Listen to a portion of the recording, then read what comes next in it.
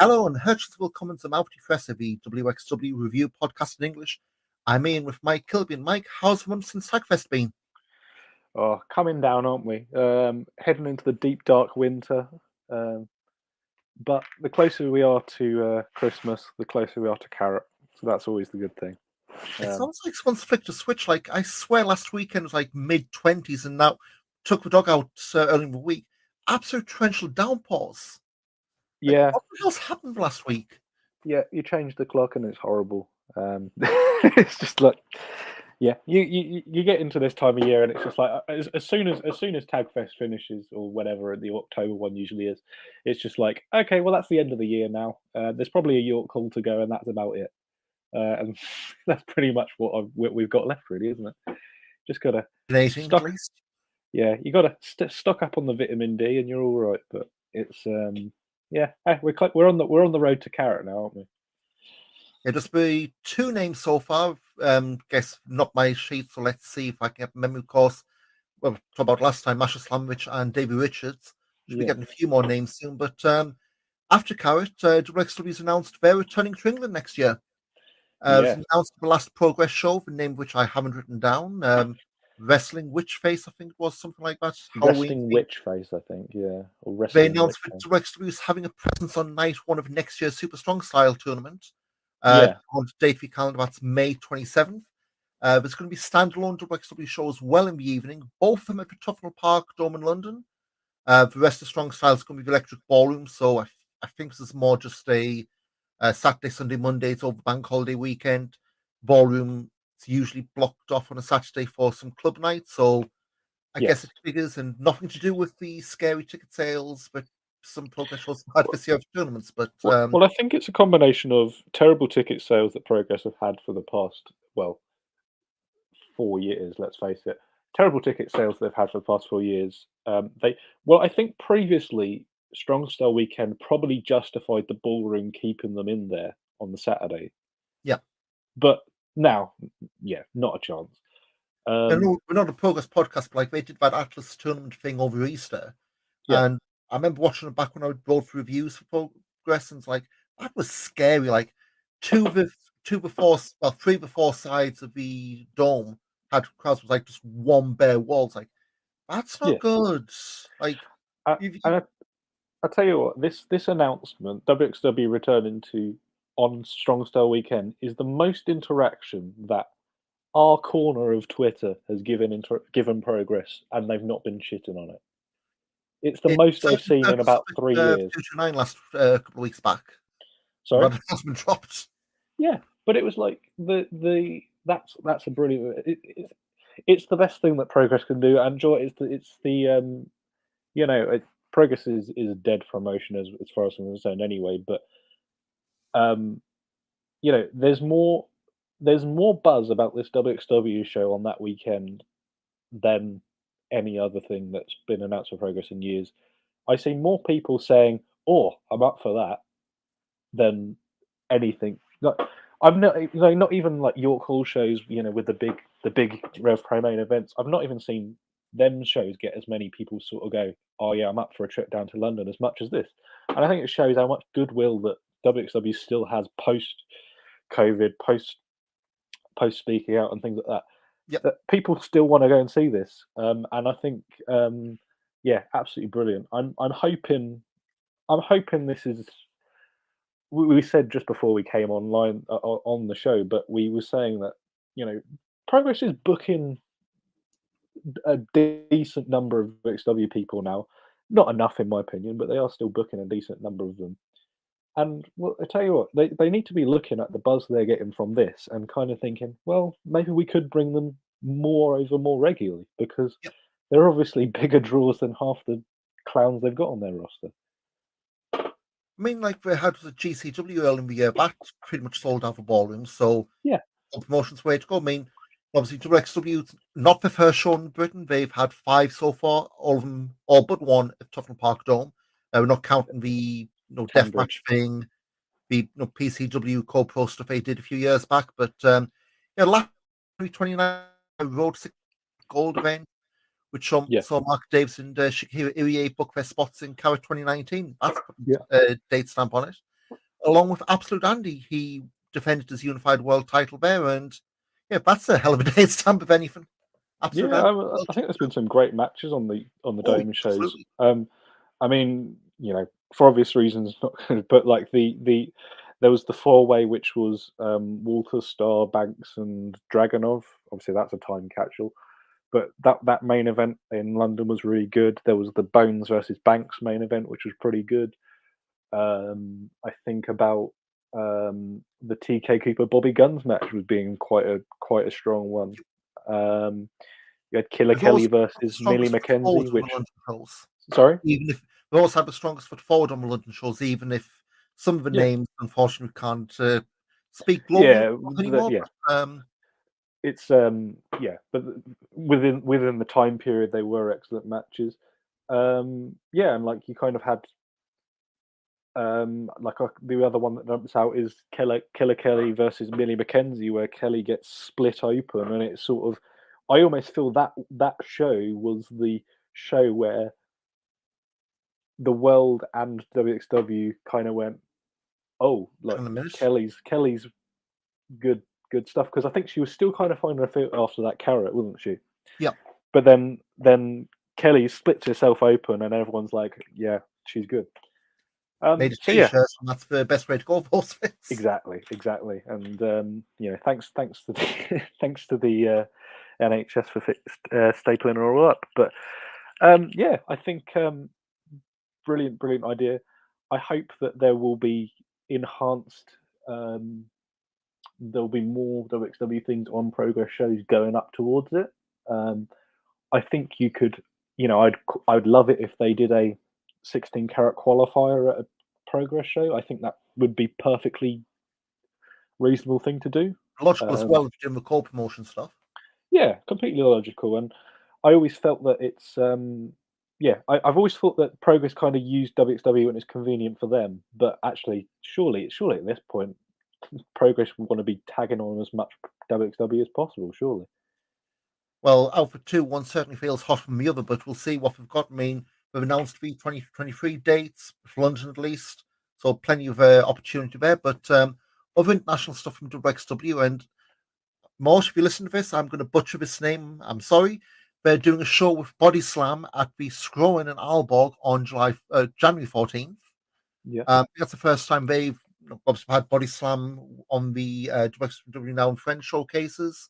yeah, But first time they're implicitly working together in a show together, and I think the poster we've had, I think Bobby Guns is the main one we've had on it. So obviously more names as we get nearer, but there's been a fair few WXW names on Body Slam cards. Like we've had, yeah. obviously we think Vincent Heisenberg, we've had Rotten Simmons Flop has gone up recent there, I cards, think. so it's not exactly like brand new, so kind of natural build for this. But yeah, I so get the impression this is going to be similar vibe to the Paris APC shows, sort of a not necessarily non-canon, but maybe not so important that maybe they're get going. someone from the Body Slam. Hey, maybe get a carrot qualifier here. Yeah, you could do. It would be a. I couldn't really see anybody in Denmark who would be. I don't know if there's anybody really in Denmark who would be ready to go, because that's a big old step up. I mean, I'm not just going even to say just name to get a reaction from you, Carlos Zamora. But how do you lose? yeah. Anyway, so yeah, Dragon Gate's La Estrella has. Yeah, debuting next month. I think Alan Farrell's back in the booking squad here because I know Last Stray has been doing a lot of stuff in America. I think Deadlock Pro saw a match from in earlier today. Yeah, Balkan and the anniversary show on 16th, 17th of December. So more international names, and to be getting back to being that melting pot it used Yeah, to be for international names. yeah. You always get the bit of a random booking for anniversary. Hoping, well, yeah. I'm hoping he might get a few bookings over in Europe, or I don't know whether he's just doing this and going home again. I Um, know he's on an excursion in America, and again, the timing this is literally the week before Christmas, so it wouldn't surprise me if it was this then back to this is Japan. the trip on the way sort of thing, maybe. Yeah, because but then Yeah, again, it's me overthinking things. You can't fly from Japan over Russia anymore, so he's having to go further away to go back. So who knows? I Yeah. mean, plenty of bookings could well be announced. The race could be the only ones. We'll see in due course. But speaking of Japan, guy we had very high hopes on has resurfaced. Oscar's turned up in New Japan. He popped up on the Lawton show. So if you're not into New Japan, basically what we do for new guys coming up through the dojo, they'll train obviously not on camera. They'll first show up at ringside, so they'll be the guys taking the coats and what have you to the back. Taking the bumps from Suzuki. Yeah, well, he's not over there these days, but that kind of thing. Then they go on the ring, they lose. They'll do draws. If there's another young lion coming up with them, then they'll lose. Then we'll win. Then we'll go on excursion. But I'm really hoping involves a trip to London. But yeah, Oscar's ringside attendant in New Japan. I think we both said we were expecting that because he made no secret of his wish to go back to Japan.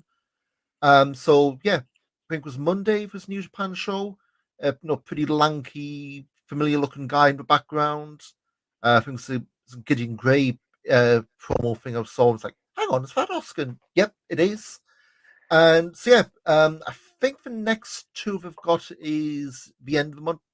I don't expect to be doing wrestling there, so maybe New Year after Wrestle Kingdom, but the factories around, around shows. That's a good sign. It's a matter of time, yeah. It's a good Give sign. It 2 years, he might be 229 on a regular basis. Yeah, get him in the Legion. Gideon, get on the phone. I'm going to bite my tongue, but I have dropped a few hints. Let's just put it like that. But, well, there you go. We are part of the intelligentsia at Big 229, aren't we? Dropping hints and apparently also popping up in Weekly Pro Wrestling, but that's a story for another time.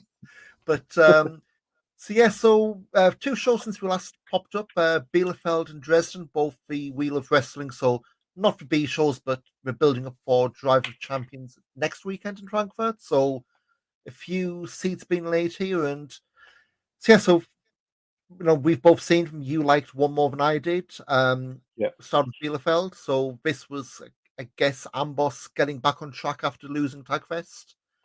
So you had Robert Dreisker having referee stoppage over Ilya Bloom at just under 9 minutes. Bobby Guns over Nick Schreier about the same time. Count out win for Rotten Flush over Jörn and Vincent Heisenberg. I mean, it was brilliant, this match. I mean, there's more of an angle for the match, but you knew what you were getting there. It's like, 100%. Yeah, you had Norman Harrison. His I don't think he's done a second episode, but his wrestling review podcast where he said, Jörn Simmons displeased over Tagfest weekend, which the subtitles, I get what we're going for, but I hate. Norman Norman listened to our last episode, I think. Sorry, Norman. I think I still on my. Never mind. But yeah, so when we did the tag, the whole year, what we called in Mexico, Parejas Incredibles, the strange bedfellow stuff. You knew you weren't going to get you go, tag me in, Vincent, tag me in. And of course, it fell apart really quickly. That feud, of course, is continuing, but at least for stuff like this, it wasn't a 10-minute match where they got along then went, oh, fuck this, and start beating into everyone. But I feel like this feud had been going on for about 2 years at this point. I don't dislike it, but it does feel like it's been going on a bloody long time. Yeah, I mean, like, it's been going on since at least July, hasn't it? Yeah, because I'm looking now on Cage Match and you can hear the keyboard clacking. So in July we had they had the thing in wacky time limit draw for the shotgun title. I'm trying to say it was Broken Rules. We had in June we had the Last Man Standing match for the Jörn one. Yeah, but there must have been stuff before that. Yeah, I feel like this has been going on for months, like for nearly a year. Since April. Yeah, April. Had the whole thing where Heisenberg was getting the count-out wins. First Oscar, then Lavaniel. Then Jörn stood up for Lavaniel, and then it's kind of one's gone into world title shots.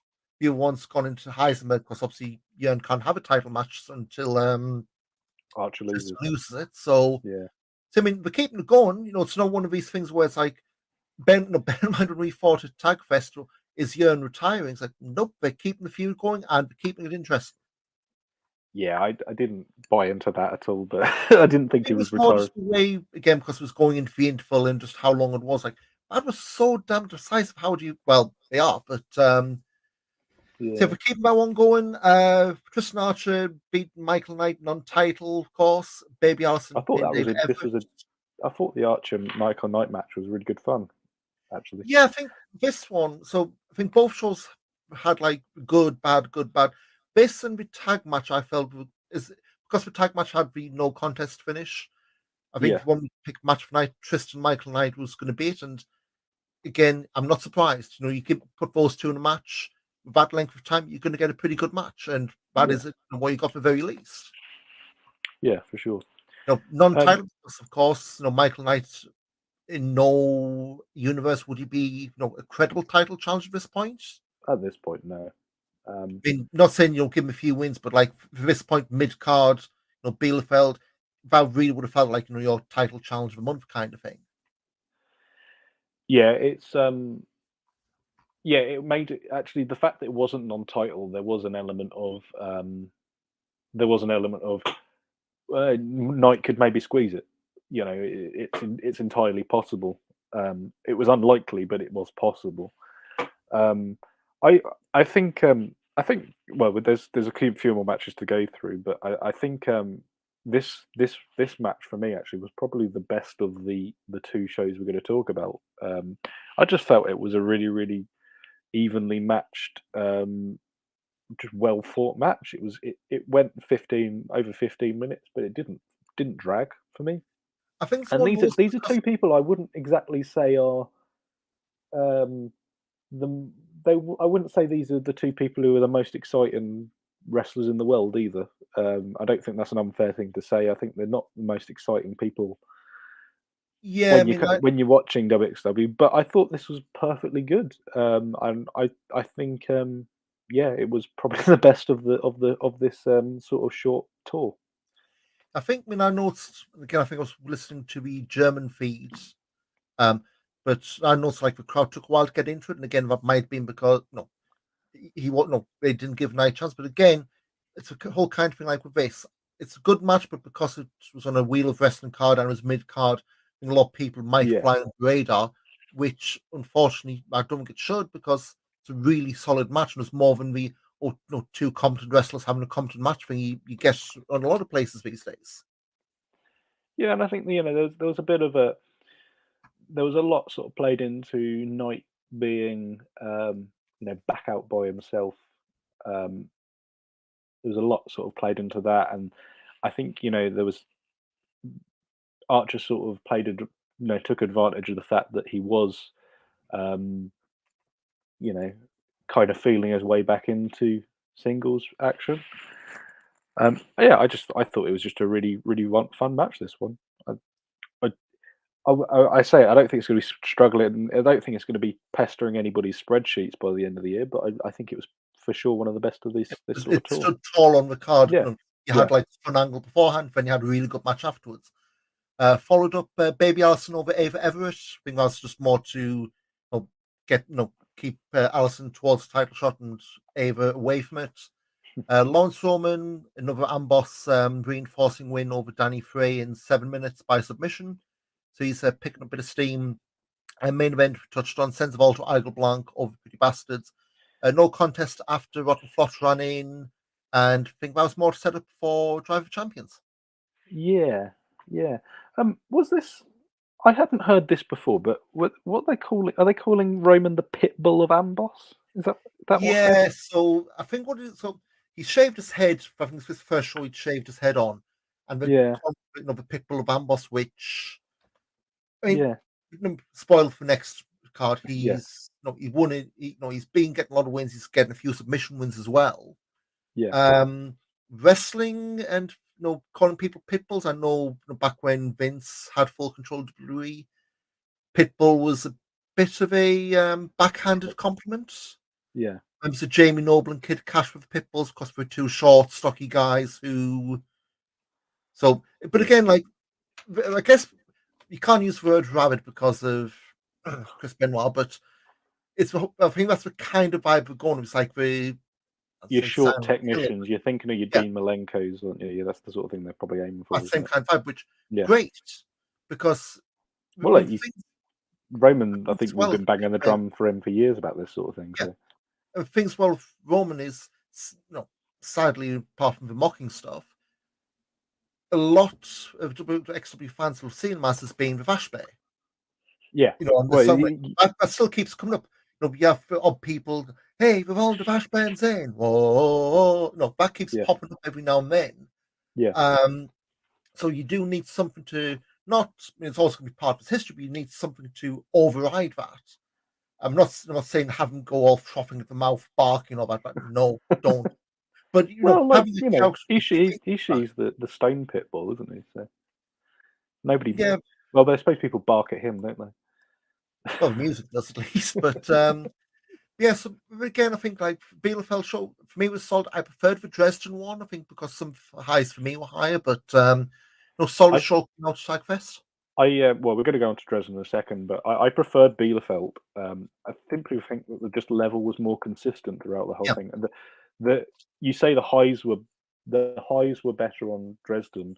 I think the lows were lower on Dresden as well, and I think whereas yeah. So this show, the weakest match was probably Alison Everett, but yeah, we throw the tag match was there's a certain more. ceiling, I think, really with it anyway. Everything else, I think, was perfectly reasonable. It was a great sort of stop. It felt like it was a chapter of it was a chapter, and it's like, right, we've done this, let's move on. Yeah, And I felt that you know the Dresden show, which I say we are going to go on to anyway, but I just felt that there was a lot of things on there which I just didn't get anything out of at all. there's one match in particular in Dresden. I was Yeah, this close from losing my mind over it, but we're going with Dresden. So they did a pre-show match. Nick Schreier over Danny Frey in 5 minutes. Perfectly fine. 5 minute that's pre-show the match. YouTube one, isn't it? Yeah, and what we're doing if they do a pre-show match, that's going up about 2-3 hours, 2 hours before the main show drops. Yeah, And we've been on YouTube. WXW's kind of reformatted their YouTube channel so it's English only. So I yeah. think it was Well, a it makes few, sense. yeah, I think it was a few months back when they were trying out the Fight Forever stuff. They had, I think it was one match they had Sebastian do commentary in German. I think for now at least the mindset is it's English language going forward. So when you see these matches, you're going to get Dave Bradshaw unless he's unwell and we draft Met, Met met. Tomasi in. But Yeah, that's not bad shot. I mean, I love those two pairing over Tag I Fest. thought they did great over Tagfest. Yeah, I think But they so, did really, really good.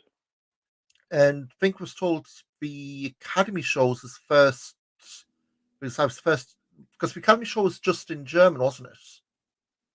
Yes, quite But possibly. Yeah, that was his first solo comedy. Like I'm sure he'll correct me if I'm completely balls right up. But yeah, but someone who's pretty new to this to be sound that natural.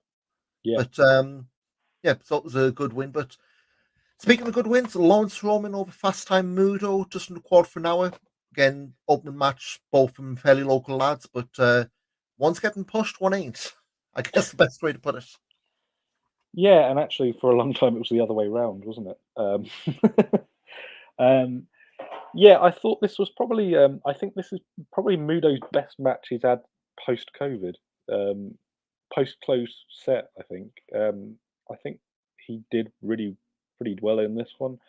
I thought Roman looked great again. I say they're really pushing him as sort of the little submission pixie, aren't they? Really.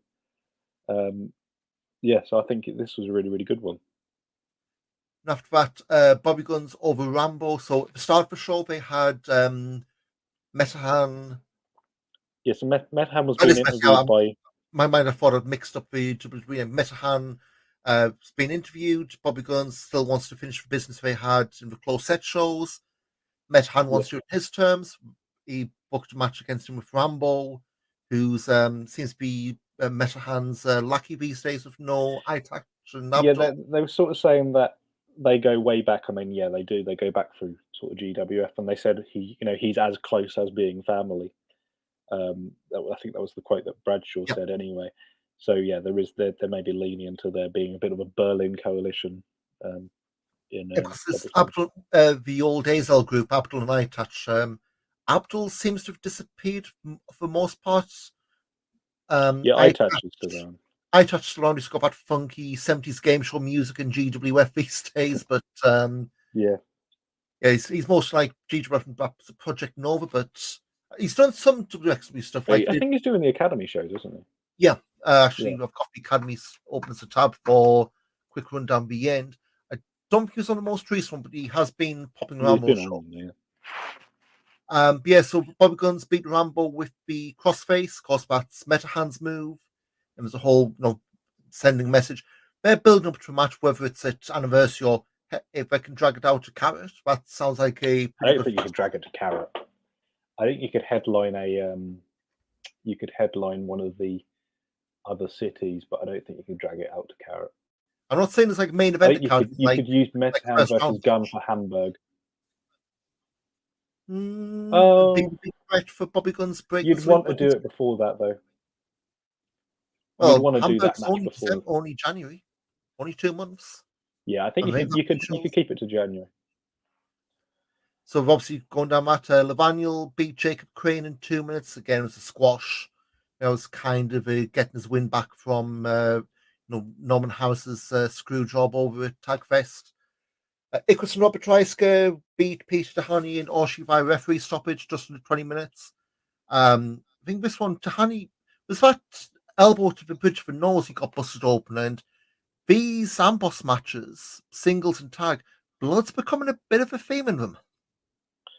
Yeah, it makes you think, are they going to, well, Dreisker's I think has always been a bit of an underrated hardcore wrestler anyway, because he was sort of doing a lot of that sort of towards the start of his career, wasn't he? Like, I remember like the blood feud he had with Dragunov.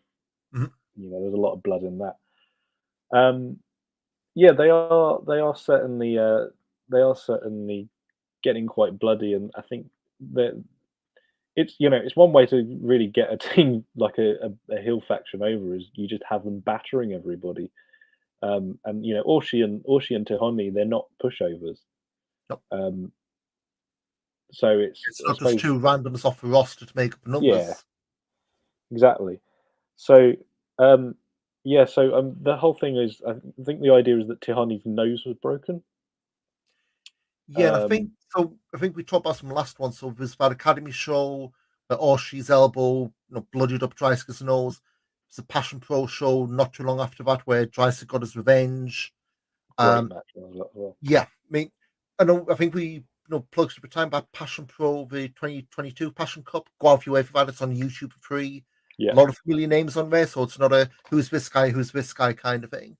Yeah. So I mean, yeah, Amboss they're into spilling blood big time at the moment, and afterwards, Tahani said he's going to bring out another side of him at Drive for Champions, and we're doing Dreisker Nicholas against Tahani and Ilya Bloom. I hadn't said it. I think we spoke last night, and I hadn't picked up on this, but Ilya, run for your life, my man. Well, Tahani's been turning since about July. In my head, he has been. I thought he was doing at Tagfest. I think this is all. There. It's almost like I'm trying to think of the right word, but it's induction. This is all an induction thing. Indoctrination, canonization. Canonization, I suppose is that the word? Yeah, I mean, you think it's a shortcut. He didn't want to use the chair. He didn't want to do it. So I think this is 100%. This is him going through. I don't want to say hazing. That's not the right word, but it's initiation. That's the word. That's good. Yeah. This is just the initiation. He's doing his bloods beforehand, and I've been saying this is happening privately. Actually, I think I've said it on here. I feel that this has been happening for months and months and months, and I think you're going to watch if it does happen soon. You're going to watch them shows, and you're going to be like, "How did I not see that?" Yep. So yeah, Tion is turning, but you've only just realised it by all. Again, maybe I'm just too easy to have a wool pulled over my eyes. Maybe that's just me, but so yeah, so we've got that next weekend. I think that's a match. But carrying on with Dresden, Metahan submitting Johnny Rancid. So was Michael Knight was meant to be the original one? It was an injury from our recall. No, Michael Knight was meant to be against Rancid. Against Rancid, so he got injured. Oh yes, so no. So Levaniel got injured in his match, the neck injury, and he got pulled from the non-televised match the day after. Yeah. He did the whole Galactic Race crush abuse, like clutching his neck afterwards. That's what got me confused. But so it's Metahan, Johnny Rancid. Why did this go 12, 15 minutes? Why was it so even? Like, all due respect to Johnny Rancid, he hadn't been around for a year. Yeah, he's nobody, isn't he? He's probably not going to be back around. Like, if he's on the next shows, if he's on the carrot lineup, fair enough. Yeah, fair enough. It's a guy who's not been around for a year, who was advertised or mentioned as, not as a no hope, but like he's not been around. We don't see much of him. To go 50-50 with Metahan to me is like, well, it's kind of like if you want to have a local guy in against Metahan, because obviously Metahan's, he is. Although I think it is slightly dubious to say that he is probably the draw in this group. If you need a local hero for him to go against him, you didn't advertise Roman versus Mudo. Put him against Mudo. Yep. And you could have put Roman against Rancid. It would have made no difference. But yeah, bloody 12 minutes. I mean, I suppose there's an element of we've advertised Metahan's having a big match on this card. We've got to have him go 10 minutes. But yeah, no, I thought this was dross, and I'm looking at your rating for the next match, and I feel like you've done this one hard done by the way. I do tend, if I see, I mean, the match technically wasn't bad. It felt like, I think it was like a couple of chin locks, and it's like, oh God, we're going on. It's like, the match wasn't bad, just for me, just did not fit what was advertised. Like, if this was like the next night in Leipzig and wasn't televised, fair enough. Rancid Metahan, yeah. Yeah. But yeah, I mean, to me, like, say, I think by the end, it wasn't, oh, thank God, that's all right. We've seen matches just so bad. It wasn't terrible, but it just wasn't very good. Yeah. And it wasn't one of those, oh, thank God, nobody got hurt kind of bad. It was just went for too long. Make it half the length, can still do your 50-50, have the same results. But yeah, I mean, it's not long and it's not going to do any harm. It's just, when he's sitting through it and it's like. I would have given Guns Rambo more time. Yeah. Personally. Next up, Ava Everett's looking for a new bestie. So she's apparently beaten everyone in the women's division. She wants competition. She gets Zeritus. Speaking of names, this is a bit of a random booking. I liked this one. I've seen you've gone 2 stars on this, and I think probably from a work rate perspective. It's more so. And people have mentioned this to me. I have like a weird sliding scale. If it's under 10 minutes, like, well, that's like TV length. But as a match, I enjoyed it. But for like it's 4 minutes. Yeah. Well, it was more of an angle than a match, really, wasn't it? But I didn't realize Zeritus' mask's called Mary. Okay, I didn't know that. Did they mention that on the commentary? I think the crowd were chanting as he was holding the mask up. It's like, because his Instagram handle, I think, is Zeritus Mary.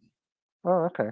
It's like, so he's holding up the crowd chanting Mary. It's like, okay, so those are local fans who are really into Zeritus and probably East Side Revolution Wrestling, I guess. Well, I tell you what, if the Schwinger Club came out in Dresden, they would have been bloody bopping off the ceiling. So, like, come on. I've found like a production music version of, was it the old Midnight Express theme? Yeah. But if the Schwinger Club had come out, they would have lost their minds. So. Yes, when I say this was more of an angle, was Ava Everett. For me, I called it a homage to a Halloween B movie. Yeah, big scary monster she ran away from, but ended up getting the win over. It wasn't offensive. I think it's the kind of match you knew what it was. The fact that Ava got the win. This was the last booking for the time being. I mean, I suppose I see Ava coming back again and again. Oh, absolutely. And again. So I've got no problem. I think she's been perfectly fine on these shows. I've actually quite enjoyed. I enjoy the promos, I suppose. So They've grown on me. yeah, I they think have grown on me. because you Even think though they are, and I you think think she Funches knows had. how to. Sorry, you go. So you think Funches had like the carrot Funch was like the really annoying, screechy, that really get the fans against her. This time around, she's tried something different. I mean, like just in terms of ring gear, it's not no. It's been two different characters. It's not been he's the same person you saw in March, just twice as loud. It's been different acts, and I think the whole point of these kind of excursions, especially in how early she's into her career, they're meant for trying stuff out. Like I know Yeah, it's Limitless. She's got the yeah. whole art group which is part of. So It's the equivalent of going on tour in Europe and playing a few songs off the B side and seeing if they're hits. yeah, and It's doing greatest hits. yeah, and Ava's let's say she's back in. I think she was much better this time than she was in March for sure. Yeah, Um, but there's a um, there's an ongoing storyline. When she's back, there's the whole thing with Eva that's got to be resolved. There's going to be tension with Norman. There's going to be, there's going to be all that sort of thing. And also, she's going to return as she's a former women's champion, so there's always that. Um, so yeah, and I think the other thing is she gets over with. She knows how to work a crowd who doesn't know who she is. Let's face it, 99% of the people don't know who Ava Everett is, and she's working a foreign crowd in a language that in a most language she doesn't crowds. speak, Yeah, and she's doing it extremely well, I think. yeah. And I think that's a real testament to, I think, the strength of her and the improvement she's had in the 2 month, let's say, probably cumulatively 3 months that she's had in WXW. It's a real testament that I think there's definitely a lot of progression there. Yeah, and And it's the kind of thing as well. You look like, I mean, I will fire up her cage match just to keep me honest here. But like in she's never appeared on my timeline for anything she's done in America. I mean, And I'm I say looking it, between WXW and I know cage match, especially for small American indies, aren't that hot. Like since then, she's done a promotion called Let's Wrestle. She's done Mission Pro. She's done C4 in Canada. Wrestling Open, that Beyond spin-off thing. Limitless, I would say, is probably a home promotion for the moment. Chaotic. yeah, And Northeast Championship Wrestling. Done an AEW squash. Limitless again, NCW again, Creative Pro. So it's mostly Limitless and no, that's it. Limitless home promotion, and it's like these aren't the same crowd every week where you can find that. I yeah. don't want to say safe space, but you can find that. Hey, I can try this out, and I know this crowd's going to be easy with me either way. But You know, like, yeah. But I think the thing is, say with this, it's been very beneficial. I think both ways. I think WXW's had a very talented prospect come with them, and I think especially for Ava is the sense of if, let's say, I don't know, who used to run in Borehamwood, the promotion in Clash, Pro yeah, Wrestling Clash, and it's like now I know they in don't exist anymore, but whatever. If yeah, Pro Wrestling Clash booked Ava Everett, I'd probably go and buy a ticket yeah. now. If there was when we get to WrestleMania weekend next year, and I know you watch everything, but I don't. I watch as little as possible. To be Not fair, as much as I used to, but but I watch as little as possible. But if I was like, oh, that card's got Ava Everett on it, I'd probably go. Oh, I might maybe watch half hour of that. yeah, And I think you know and when I said earlier because I didn't really finish it, she's never appeared on my timeline before this, and she hasn't really since. But I feel that this experience has put her up at least in my head. She's put herself up in the top 10 sort of people on the American Indies who'd go off your way to see. who I'd probably go. I'd maybe go and have a look. If I saw it pop up on YouTube and it was a 10-minute clip, I'd probably go. Oh, I'll have a look, have a watch of that. And for somebody who kind of tries to watch as little wrestling as possible. I'm only joking. But she's at least put herself, I think, on a lot of people's radar for all this. And I think, yeah, really, really good work. And I say you put 2 stars in this, and I get why you have, but I feel like this was infinitely more interesting than the Metihan Rancid match that went on before it. Yeah. The main event So, we there we go. had the Hey, trios Broderick, good job.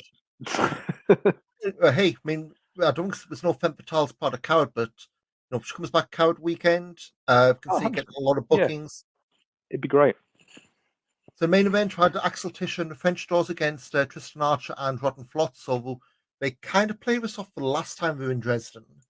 The way they had the Tischer lost because it was a match of having 2 referees. Rotten Flot came out, distracted both referees, low blow, Archer won. Complete different story this time. Tischer did beat him in Dresden last time, didn't he? Yep. He got the visual pin, but obviously they put Didn't the count. foot on the rope, didn't they? This time, Tischer got the win. Okay, it was over Mikhail Schenkenberg, if you've gone by who he pinned. But again, trios match, I really enjoyed it. But again, I think it was one of those, it was starting to feel a bit long by the end of it.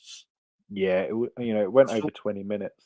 Because I remember I always sort of judge it by how much time's left on the little bar at the bottom, and I'm thinking, oh, it's a long old, it's a long old thing left for the final match. But yeah, it was perfectly fine. I thought there was a lot of the lucha spots where there was especially a spot where they were doing the sort of the dive to the outside, and Charisma's just kind of standing there waiting for them.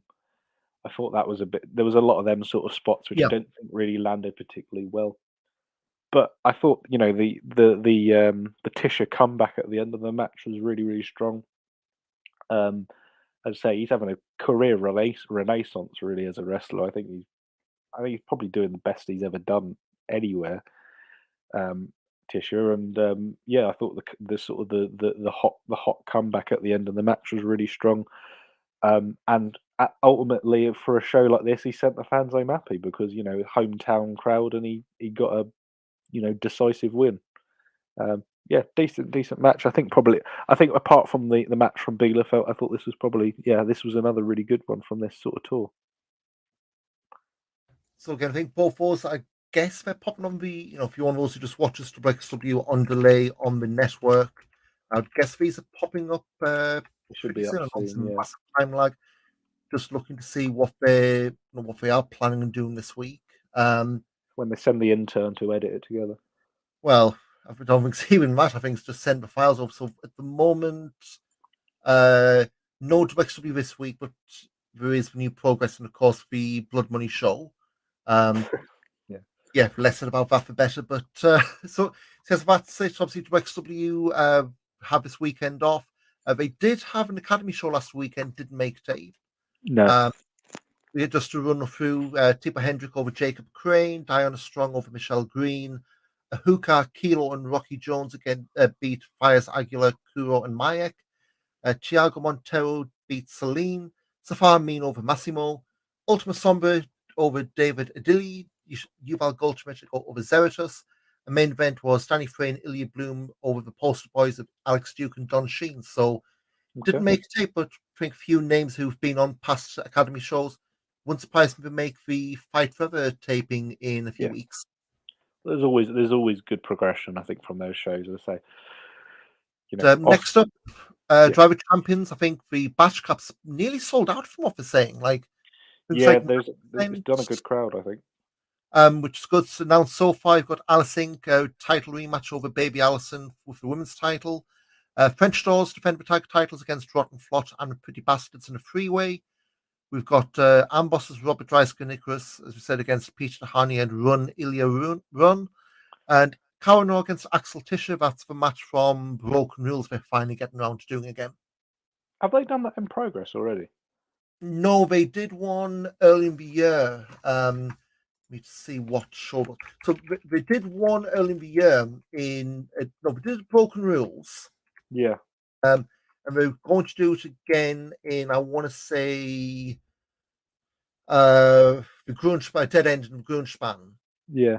But travel problem. Because what ended up happening was Carl injured his ankle, I think it was. and you got Axel Tischer getting Leon St. Giovanni in the opener. This was a late Yes, reshuffle. that was it. You had to Singh replacing LSG in the shotgun match. Yeah.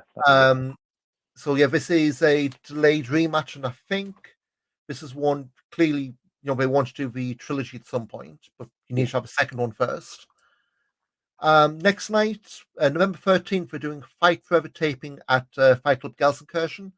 3 matches so far. I've got Alice Inc. against Endakara, Ilya Bloom against Icarus, and Peach Tahani against a debuting Leighton Buzzard. That's the name out of ICW that's making its way to Germany.